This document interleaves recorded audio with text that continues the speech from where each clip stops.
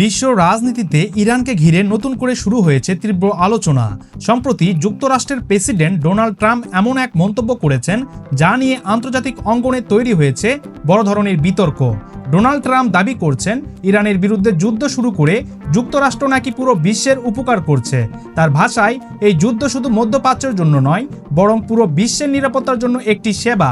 তিনি আরও বলেন, যুক্তরাষ্ট্রের এই সামরিক অভিযানের অগ্রগতি এতটাই সফল যে 0 থেকে 10-এর স্কেলে বিচার করলে এর সফলতা নাকি 15। ডোনাল্ড ট্রাম্প আরও দাবি করেন, যুক্তরাষ্ট্র ও ইসরায়েলের হামলায় ইরানের যেসব নেতা নিহত হয়েছেন তারা ছিল খুবই বিপজ্জনক মানুষ। তবে এখানেই উঠেছে বড় প্রশ্ন, যুদ্ধ কি সত্যি বিশ্বের জন্য উপকার বয়ে আনে, নাকি যুদ্ধ মানেই নতুন করে অস্থিরতা, ধ্বংস আর মানবিক সংকট?